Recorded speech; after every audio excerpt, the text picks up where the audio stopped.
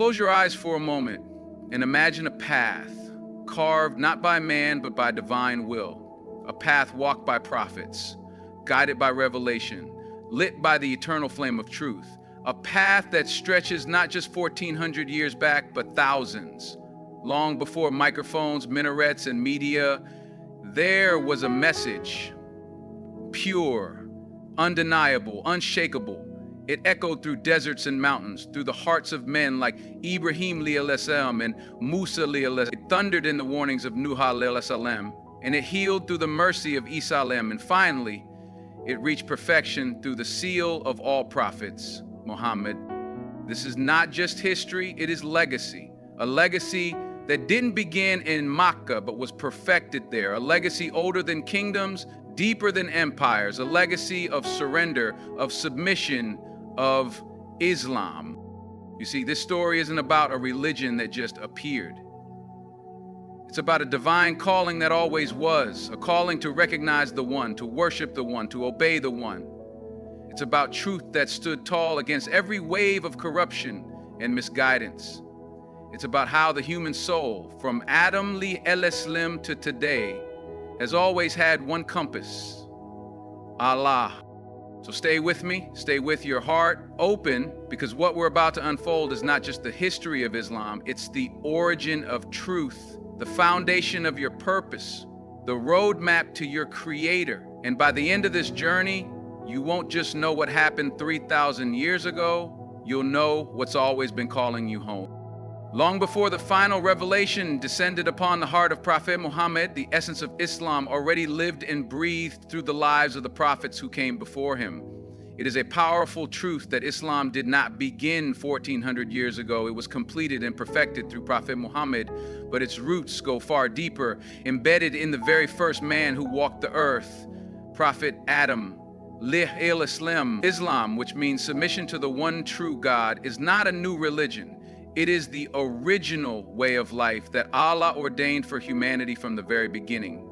From Adam to Noah, from Ibrahim to Musa, Moses, from Dawood, David to Isa, every single prophet called their people to the same unchanging truth: worship Allah alone and follow his guidance. This timeless message, known as Tawheed, has always been the cornerstone of divine revelation. When Nuh al-Islam stood for centuries warning his people of the flood, it wasn't a new doctrine he preached. It was the same Islam: submission to Allah, fear of his punishment, and hope in his mercy. When Ibrahim al-Salam rejected the idols of his time and declared that his Lord was the one who created the heavens and the earth, he was not founding a new faith. He was reviving the original truth that had always been in the fitra, the pure, natural disposition of mankind. When we talk about Islam's history, we are not talking about the beginning of a cultural movement or a regional ideology. We are talking about a faith that spans the rise and fall of civilizations, a faith that outlived pharaohs, empires, and kings because it was never dependent on man. It came from Allah. The Sharia may have evolved over time through different nations and prophets, but the core belief always remained the same. Every messenger came with this message: obey Allah, follow his command, and live a life of righteousness. Prophet Muhammad came not to invent a religion, but to complete it. He came as the seal of a mission that began with the first breath of man. The Quran confirms what came before it and clarifies what was lost. So when we say Islam, we're not just speaking about a faith born in the deserts of Arabia. We are speaking of the ancient, eternal call that has been echoing since the beginning of time. When we reflect on the long and deep history of Islam, one of the greatest figures we encounter is Prophet Ibrahim alayhi salam. His life marks a major turning point in the understanding of what true submission to Allah looks like. Ibrahim alayhi salam wasn't born into a family of believers. He was raised in a society that worshipped idols, stars, and even kings. Yet from a young age, he began to question everything. He looked to the stars, then to the moon, then to the sun, each one powerful in its own right, yet each one setting, each one disappearing. And then came the moment of clarity. He declared, "I do not love those that set." That simple but profound statement was the spark of faith. It was the awakening of the fitra. Ibrahim al-Salam chose to stand against the tide. He broke the idols with his own hands and declared to his people that their worship was misled. And when he was thrown into a blazing fire for his courage, Allah made that fire cool and peaceful for him. This is not just a historical story, it is a timeless lesson in what confidence in faith looks like. This is what it means to be a Muslim, to trust in Allah even when the world turns against you, to stand for truth when it's hard, and to walk the path of submission with unwavering strength. And yet, Ibrahim al-Islam's greatest test was not the fire. It was the moment he was commanded to sacrifice his beloved son, Ismail al-Islam. Can you imagine that moment? The whisper of the blade, the tears in a father's eyes, the submission of a son, both ready to obey the command of their Lord without question. It was this test that sealed his legacy as the father of prophets and a leader for all believers. Allah did not want the blood, he wanted the obedience. And Ibrahim al-Islam passed with flying colors. He didn't ask why, he simply said, I submit. This is why Allah made him an ummah by himself, and this is why our beloved Prophet Muhammad was told to follow the millah of Ibrahim, because his life was the blueprint for sincere, powerful, and fearless submission. His life shows us that Islam is not just rituals, it's a living commitment, a call to truth, sacrifice, and honor. The history of Islam, even 3,000 years ago, isn't a dead record. It's a living flame passed from prophet to prophet, soul to soul, leading us all back to Allah. As the story of Islam continues to unfold through time, we arrive at the profound legacy of Prophet Musa alayhi salam. His journey is not just one of miracles, it is one of relentless faith, resistance against oppression, and standing firm in the face of the most powerful tyrant of his time, Pharaoh. Musa alayhi salam was raised in the palace of his enemy, fed and clothed under the roof of the very man who would later call himself God. Yet Allah had a plan, and his plan is always greater. Musa alayhi salam grew with strength and wisdom, and when he was called upon to deliver the message of Islam, the message of submission to the one true God, he did not hesitate. Even with a speech impediment, even with fear in his heart, he answered the call. That is true submission. That is Islam. When Musa alayhi salam stood before Pharaoh and declared, "Indeed, I am a messenger from the Lord of the worlds," he was challenging not just a man, but a system of falsehood and injustice. And he wasn't alone. His brother Harun alayhi salam stood by his side. Together, they reminded Pharaoh and his people of Allah's signs, of the one who gives life and death, who causes the sea to part and mountains to tremble. The miracles that followed were not tricks. They were manifestations of divine power given to a prophet who submitted completely to his Lord. The parting of the Red Sea, the drowning of Pharaoh, and the survival of Bani Israel were not just historical events. They were signs of what happens when truth stands firm and falsehood collapses. Musa alayhi salam led his people to freedom, but they were not yet free in heart. They still carried within them habits of disbelief, hesitation, and weakness. So Allah tested them, purified them, and reminded them through commandments and guidance. The Torah was revealed not as a new religion, but as a continuation of Islam, the same submission to Allah that began with Adam and was lived by Ibrahim. Through Musa alayhi salam, we see that Islam was never a passive belief. It was an active mission, a struggle against tyranny, a voice for the oppressed, a light in the darkest times. The legacy of Musa is part of the 3,000-year-old journey of Islam, because he called his people to submit, not to Pharaoh, not to idols, not to desires, but to Allah, the Eternal, the Most High. So when we speak about the history of Islam, we are speaking of the fire of faith that Musa alayhi salam carried in his heart, the courage that echoed in his voice, and the trust he placed in Allah, even when the sea stood before him. That trust was not misplaced. That trust was Islam. Then came the prophet Dawood alayhi salam, a king not just of lands, but of hearts, a man who held both the sword of justice and the psalms of worship. In the 3,000-year journey of Islam, Dawood's life reminds us that power and humility, might and submission can coexist when the soul is anchored in faith. He was not only a ruler, he was a worshiper who would fast every alternate day and wake the nights in prayer. His kingdom wasn't just built with stone, but with the remembrance of Allah. This was not secular leadership, it was Islamic leadership, where justice flowed from belief and power was used not for self, but in service of the Creator. Tawheed alayhi was chosen by Allah not because of worldly strength, but because of his sincere heart and unshakable trust.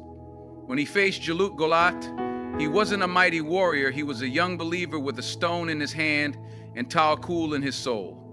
It wasn't the stone that won the battle, it was the faith. This story, echoed throughout history, shows that Islam has always been a path of reliance upon Allah, not upon numbers, weapons, or armies. And when Allah granted him victory and made him king, Tawheed alayhi did not become arrogant. He judged between people with fairness, listened with compassion, and turned constantly to Allah in repentance. That's the kind of leadership Islam teaches. He was gifted with the Zabur, Salameh, Salah Psalms, a scripture filled with wisdom, worship, and songs of divine praise. Tawheed would recite in such a way that the mountains and birds would join him in glorifying Allah. Imagine a voice so sincere, so powerful that nature itself echoes it. That is the soul of Islam, where even your voice becomes a form of remembrance, a means of drawing nearer to the most merciful.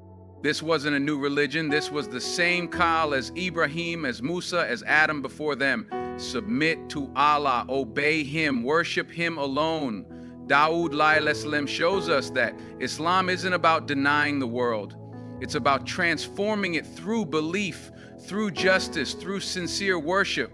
He ruled not through fear, but through love of Allah. He reminds us that success in this world means nothing unless it's tied to success in the hereafter.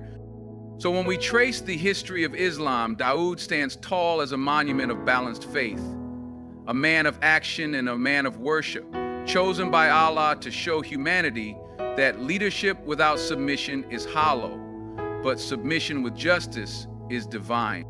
Then came the radiant light of Sulaiman alayhi, son of Tawheed, a prophet and a king whose dominion stretched beyond imagination. He spoke not only to humans, but to jinn and animals, and even the winds obeyed his command, all by the will and permission of Allah. Yet despite this vast power, Sulaiman alayhi remained deeply humble before his Lord. He was never proud, never arrogant, and never forgetful of the source of his strength. His legacy in the long and glorious history of Islam is a powerful reminder that all power belongs to Allah, and true greatness is found only in submission to Him. Sulaiman alayhi made dua to Allah, not for wealth or fame, but for a kingdom that none would have after him, as a means to serve and glorify his Creator. And Allah answered. He was given control over the jinn, who worked under his command, building palaces, fortresses, and temples. He was given the ability to understand the speech of birds and ants. But never once did Sulaiman allow these miracles to distract him from his purpose, to establish Islam, the pure worship of Allah on earth. When the Queen of Sheba came to meet him, she encountered not just a ruler, but a messenger of Tawheed, through wisdom, patience, and invitation, not compulsion. Sulaiman alayhi showed her the truth of Islam. He didn't conquer her with the sword, he conquered her heart with truth. And when she saw the power of Allah through Sulaiman's character and miracles, she declared her faith, saying, I submit with Sulaiman to Allah, Lord of the worlds. That is the essence of Islam, submission not to men, but to the one who created all. Sulaiman alayhi could have been consumed by pride, but instead, he would fall in sajda, bowing to the one who gave him everything. His legacy is not about luxury or gold or palaces, it is about responsibility. He knew his power was a test, and he passed that test by living every moment as a grateful servant of Allah. Even his death was a sign. He died standing, leaning on his staff, while the jinn worked unaware, until a small creature chewed through the wood and he fell. That was Allah's way of showing the world that even the mighty prophet King Sulaiman was only a servant, only human. So when we remember Sulaiman alayhi in the timeline of Islam, we remember a man who had everything the world could offer, but chose to bow to the one who offers it all. His life teaches us that true confidence, true rule, and true peace can only come when culture, power, and leadership meet submission to the Almighty. And that, through every prophet and every time, is what Islam has always been about. Then came the moment when the final light before the final prophet began to shine, the time of Isa alayhi salam, known in the West as Jesus.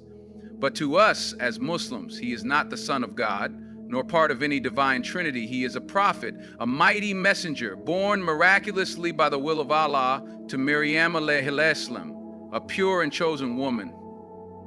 This chapter in the 3,000-year history of Islam is not one of division. It is one of clarity, because Isa alayhi salam came not with a new religion, but with the same timeless call that began with Adam: worship Allah alone and follow his path. From the very moment of his birth, Isa alayhi salam was a sign, born without a father, speaking from the cradle, healing the blind and the leper, raising the dead, all by the permission of Allah. But through every miracle, he never claimed divinity. He never said, worship me. He said, worship Allah, my Lord and your Lord. His message was Islam, pure and uncorrupted. And even when others would twist his words, elevate him beyond the truth, or make false claims about him, Allah protected Isa and raised him up, promising to send him again before the day of judgment, to restore the truth and break the cross. Isa alayhi salam was the seal of prophethood before the seal of prophets. He was the final warning to the children of Israel, the revival of the message of Musa alayhi salam. His call wasn't to build churches or create rituals foreign to revelation.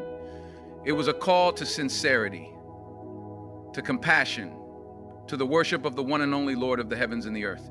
And in him we find a reflection of the purity of Islam. He fasted, he prayed, he submitted, he lived simply and walked humbly, healing hearts through truth and reminding people that this world is not our final home. Even in the Quran, Allah honors Isa alayhi salam. He is called the Messiah, the word from Allah, the spirit from him, but always a servant, a prophet, a human. Honored, yes, but never divine. And that is the mercy of Islam. It honors every prophet without exaggeration, without distortion. It places Isa alayhi salam in his rightful place, a light in the chain of prophethood, a clear warner, and a faithful slave of Allah.